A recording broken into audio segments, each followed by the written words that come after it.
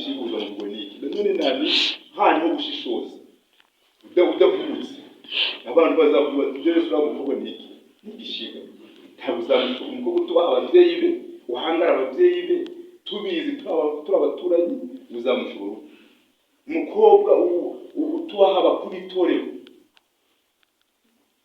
uzamushobora ute tubaha abadiakonika uzamushobora ute hanyuma noneho nk'ubwo bushobozi bwawe Imana izaguhishurira mu nama z'abandi bantu uko uwo muntu ateye none nawe ufata umwanzuro rero umukobwa nk'uwo w'ishiga none ntabwo yabuza kumarira uretse guhuza ibibazo mu rugo ntabwo guhuza ibibazo mu rugo no guteza ibibazo ibyo rero mu by'ukuri reka Imana idufashe kugira ngo inama zayo zitwubake hanyuma noneho ndetse natwe abamaze kurushinga twumvireho tumenye yuko nubwo bwose twamaze kurushinga ariko nayo tumenye yuko Imana yo mu ijuru uyu munsi wa none ari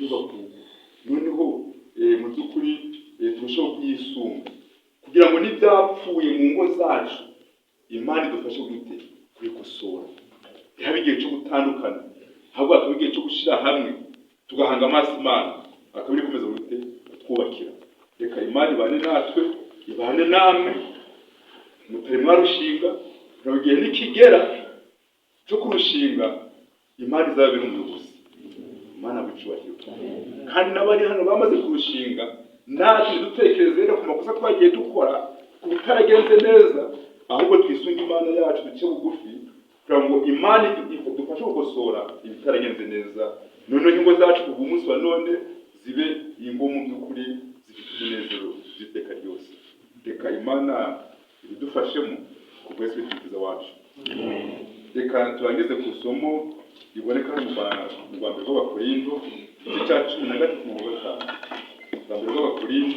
ngizi zitwaye kandi tuzizirikane hano indi nama iravuga ngo ikwiriye kwitabwaho n'uburwayi budakira uburwayi budakira nabwo nacyo ni ikintu umusore cyangwa se inkumi bakwiriye kumenya ko iyo kititaweho gishobora gusenya urugo gishobora gukora divorce hano baduha urugero umusore urwaye igituntu kidakira noneho asangana ayubaka urugo n'umudamu we umwana wa mbere babyaye yaje gupfa noneho nyuma y'igihe gitoya none ise n'abagize ate niwe arapfa ariko batubwiye bati basanganye uyu mugabo yari afite igituntu cy'igikatu yarakivuje nishagute cyakira rero ukumva yuko n'uburwayi ntabwo ni ingingo cyane cyane uburwayi budakira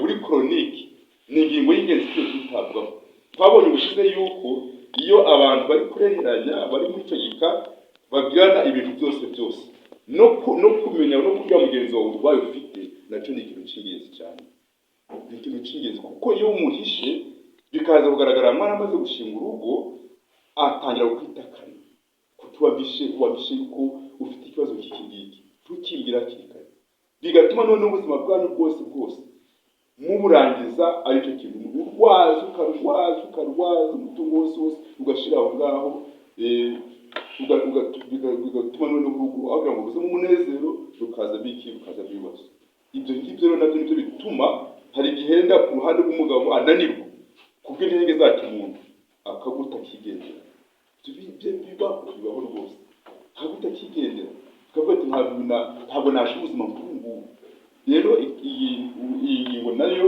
yo kumenya uko état de santé uburwayi umubiri w'umuntu kumeze cyane cyane uburwayi twese turarwara mu buryo busanzwe turarwara ariko nanone nk'uko mubizi hari indwara ibi chronique ibikomeye ibyo rero biba byiza yuko muri nacyo cyitabwaho kuko ni ikintu cy'ingenzi cyane ikindi ngingo iravuga ngo indi nama amashuri ahabanye nayo iyo ngingo ititaweho ishobora gutuma satani yizamukiraho bigatanga bigatuma mu bwato umunezero ibyo ngibyo rwose murabizi muri mwene muntu haba mu gihe cyose urite habamo kwishyira hejuru cyane cyane bikunze kuba ku ruhande rw'umudamu. Iyo umudamu asumbye umugabo amashuri aba ari ikibazo gikomeye cyane, yenda biba byiza iyo umugabo afite amashuri ari hejuru y'umudamu, cyangwa se iyo bari ku rugero rumwe. Ariko iyo umudamu ari hejuru, ibyo ngibyo bikunze n'ibyo twagiye twibonera, bikunze guteza ikibazo cyane mu rugo. N'umugabo ubwe ahora akora yisuze sima, n'umudamu yaba amugiriye inama nziza yaba atari kuyumva akaja mu by'amashuri. Atabigize se atabize muvugi, kandi yene inama nziza umudamu ari kumugira, inama nziza ifatika, ariko n'umugabo atayumvishe arayanza ayihereje hehe mu by'amashuri. Rero icyo gihindiro imaje negative iri mu mugabo igihe cyose kumva ko umugore wamusubye amashuri, ibyo ngibyo Satani abizamukiraho agatuma agateba hatabiki hatamunezero. Rero iyo ngingo nayo mu by'ukuri iyo uri mu gihe cyo kurambagiza ukaherenza amaso ntuyiteho, kandi wayibonye cyane cyane nk'umugabo ukavuga uti uyu umudamu umukobwa afite dogitora, afite lisanse, none ngiye nimujani nitubana azafasha kubaka urugo, yenda we uri kuri nivo ya segonderi. Ibyo ngibyo nyuma y'ito uzabona bihindutse mu buryo utatekerezaga nawe rwose, mu buryo utatekerezaga. Rero mu by'ukuri nawe ni ingingo y'ingenzi cyane ikwiriye kwitabwaho. Indi ngingo ikwiriye kwitabwaho mu gihe cy'irambagiza naho abantu bavukiye, aho barerewe hatandukanye by'ihabya, aho bavukiye, aho barerewe hatandukanye by'ihabya.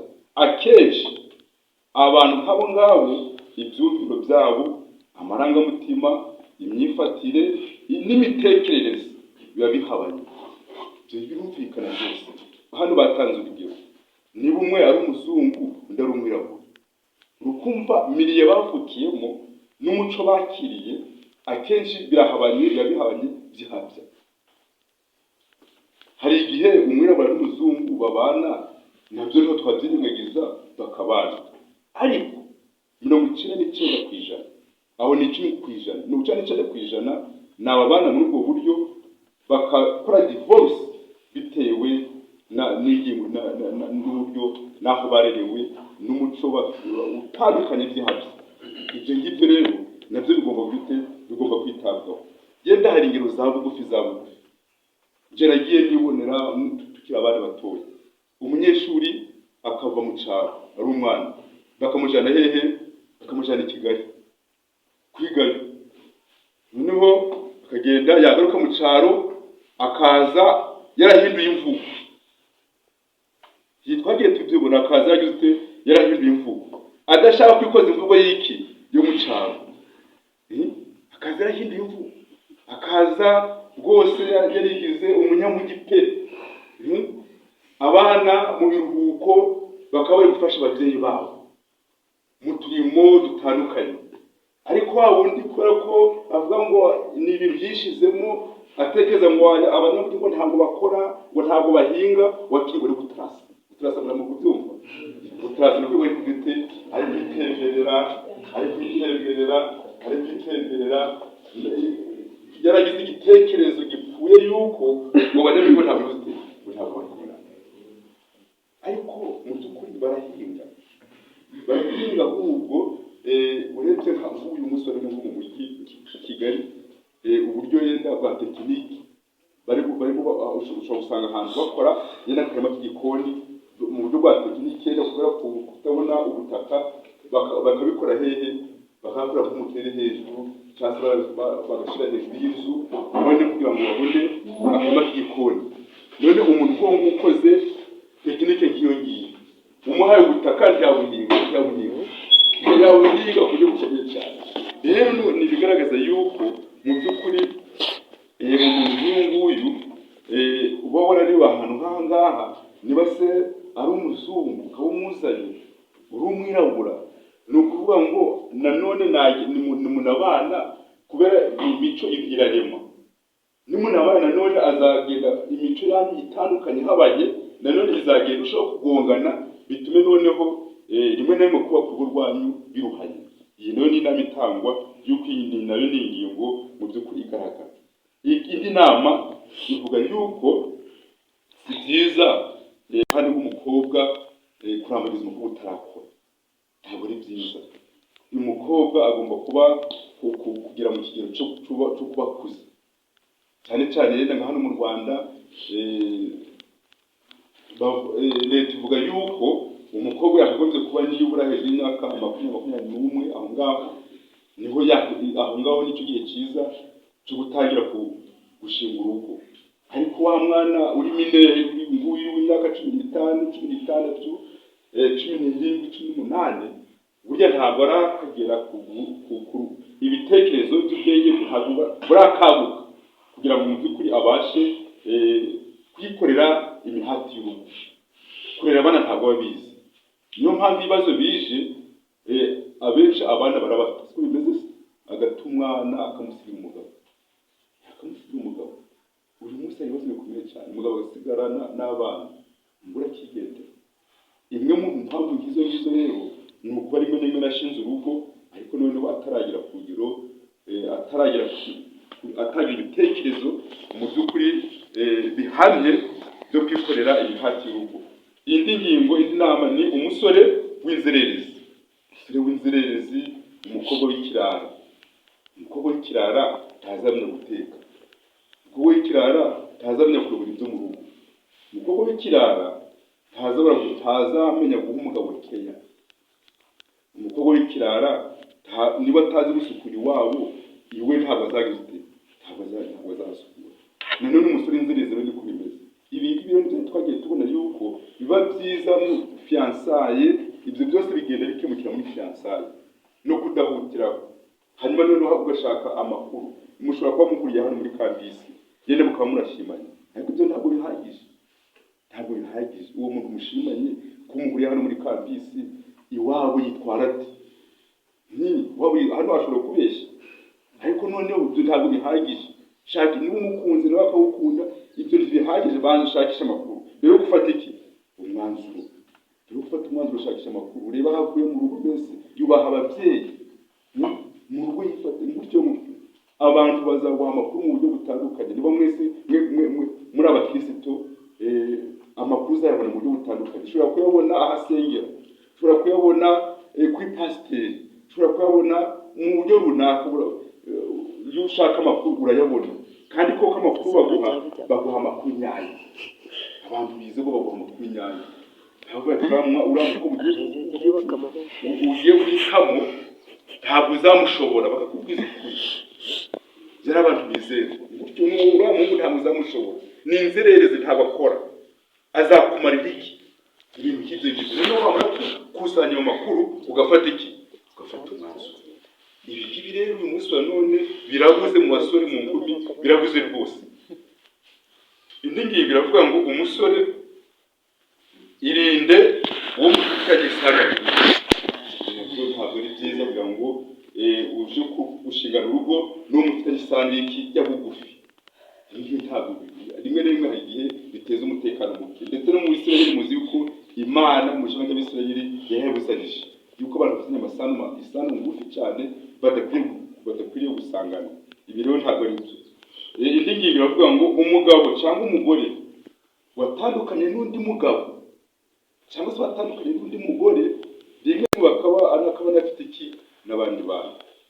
Icyo gihe niba uri umusore biba byiza nanone urambagije umukobwa utarashaka, biba byiza.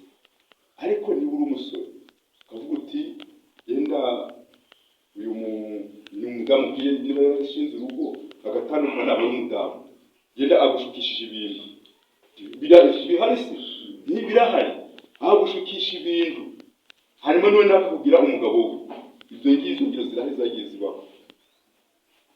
Ibyo ngibyo cyangwa se no ku rundi ruhande, ku mpande zombi, ni ukuvuga ngo icyo gihe iki kintu Satani kuko yenda impamvu zanatumye atandukana n'uwa mbere ntabwo uzizi, nayo yaba impamvu yatuma urugo rwanyu rutabamo umunezero. Iyo azanye n'abandi nabyo aba ari nabyo bari ibibazo bikomeye cyane. Rero biba byiza iyo uri umusore ukavuga uti ngiye kurambagiza nanone nshaka umukobwa umuntu ukiri umukobwa inkumi ukiri inkumi, ariko niba ugiye n'uyu munsi wa none uzi ko harimo abakobwa akamara kurushinga yananiranywa n'umugabo akongera akihiza umukobwa akimakiye, si bihari se? Birahari rwose. Akiri umukobwa akimakiye niwe wamenya ko yagize ute yagiye mu yindi nzu. Rero niba uri umusore ntushishoze neza byari twagiye tushaka amakuru neza mu gitondo Imana igufashe, ushobora guhubuka ukibwira ngo ni umukobwa uzanye nawe uzanye umugore, noneho waza bimenya nyuma yaho bikaba intandaro bwite yo kuzana amahane mu rugo, yo kutumvikana. Izo ngero zirahari. Indi nama iza kurangiza, inama iravuga ngo ni byiza gushaka uwo muhuje iki myizerere. Ni byiza rwose gushaka uwo muhuje imyizerere. Niba uri umudivantiste ufite imyizerere yawe nta mahame wakiriye, rero ni ukuvuga ngo byakunze kuba byiza na none ushatse iki umudivantiste. Ibyo ngibyo bizabafasha mu kumvikana, mu gusengera hamwe, bizabafasha mu kurera abana mu buryo bw'ubungubu. Niba uri umukatolika ukaba usanze ukaba ushaka kurushinga, nanone shaka uwo muhuje imyizerere. Niba uri umupantekote shaka uwo muhuje imyizerere. Ibyo ngibyo bibafasha kubaka urugo no kuzana iki no kuzana umunezero. Ariko iyo muhabanye mu rugo rwose wa none, abasore bacu abana bacu baratunaniye. Nizo bashaka kubagira bananiye itorero, bananiye ababyeyi mu buryo bwo barashaka kwigenga. Kuva ku mbese ngo uri Jesse uwo mfa kubona uwo mukunzi hagendera mu buryo ngo mfa kubona wowe uzi umutima wanje unyeretse ibizini ntacyo bimbwiye. Uyu munsi abana bacu barimo baragenda muri yo angle, muri cyo cyerekezo, ariko nanone kiri inyuma cyane. Rero inama mu by'ukuri nuko niba ugiye kurambagiza ugashaka uwo muhuje kwizera, ibyo ngibyo rwose biba byiza cyane.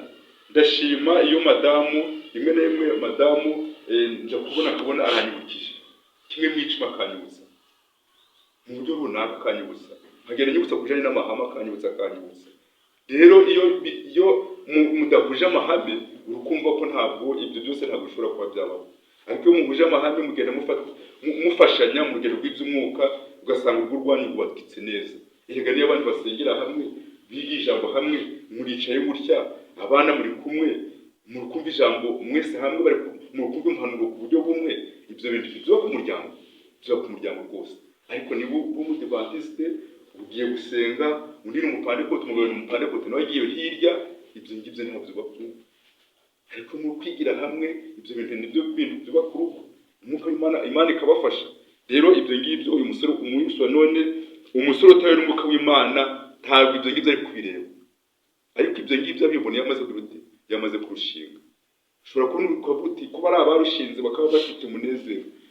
Ntabwo ntukarebere niba ushaka kugira ngo ugire umunezero, ntukarebere ku bandi, ahubwo reba hehe, yahanga amaso Uwiteka, aho ni umunezero uzaba. Nurebera ku bandi uwo bwose uvuga ngo ni umunezero, uza amaherezo y'ibyo ngibyo. Uri kureba iby'umunsi ariko ntabwo uzi ukuntu bizagenda. Kandi nanone ntabwo nese winjiye uzi mu rugo aho hahandi utagomba kuba wagira, uzi uko byifashe. None se ko ejo nabahaye ingero z'uko ukuntu twabonye ipica yo mu buriri ukuntu yari imeze. Aho ngaho mu buriri nshobora kugira aho muryama nkamenya uko byifashe. Tuba byarashoboka rwose. Ariko mu iduka cy'ingenzi, reka dushyire Imana yacu imbere, twigishe inama, ibyo tubwira nitubikurikiza tukabigenderamo, Imana ikaduha imbaraga. Aho ngaho niho umunezero wacu. Reka ingingo ya nyuma iravuga ngo irinde umukobwa w'igishingabo. Umukobwa w'igishingabo barahari. Umukobwa w'igishingabo ni umukobwa mushize w'isoni, utagiragize uwo yubaha.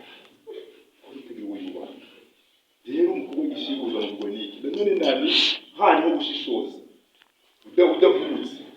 Abantu bazavuga ibyo Yesu umukobwa niki? Igishingabo. Ntabwo uzamubwo umukobwa utubaha ababyeyi be, uhangara ababyeyi be, tubizi turi abaturanyi, uzamushobora. Umukobwa utubaha abakuru b'itorero uzamushobora ute? Utubaha abadiyakonika uzamushobora ute?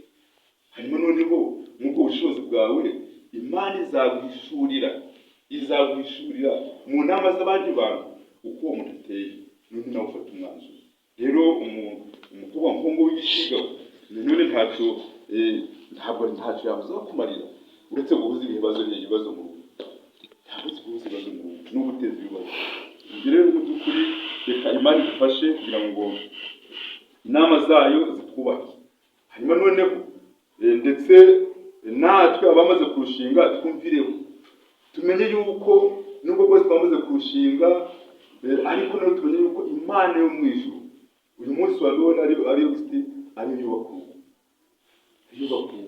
Noneho mu by'ukuri turushaho kuyisunga kugira ngo n'ibyapfuye mu ngo zacu Imana idufashe kubikosora. Haba igihe cyo gutandukana, ahubwo hakaba igihe cyo gushyira hamwe tugahanga amaso Imana, akaba iri gukomeza kutwubakira. Reka Imana ibane natwe, ibane namwe, mutari mwarushinga, kugira ngo igihe nikigera cyo kurushinga Imana izabere umuyobozi. Imana bicubahiro.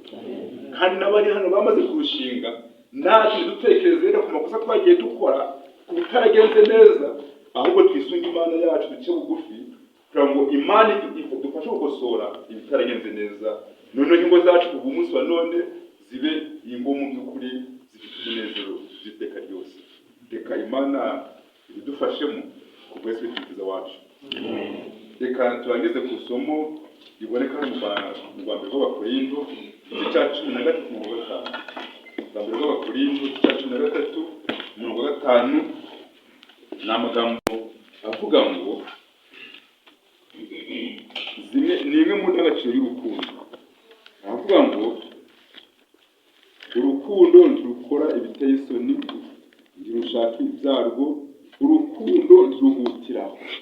Ahangaha hariyo ni indangagaciro nshaka kugira ngo turangirizeho ivuga ngo urukundo ntiruhutiraho. Reka rero Imana idufashe kuko Imana yari ikagenda etape par etape buhoro bikageza igihe Imana irangiza igikorwa cyayo mu buryo bwuzuye. Reka natwe tugiye mu byose cyane by'umwihariko igikorwa cyo kubaka urugo turimo nabyo tubigendemo buhoro etape par etape turi kumwe n'Imana. Imana itwishyira imbere izatwubakira, kandi nanone ibyo dushaka kugeraho Imana izabitugezaho. Reka ibyo ngibyo ari byo dushyira imbere, kandi tumenye yuko Imana kubwo kuyizera nta kintu izatuburana ku bwese w'Umukiza wacu.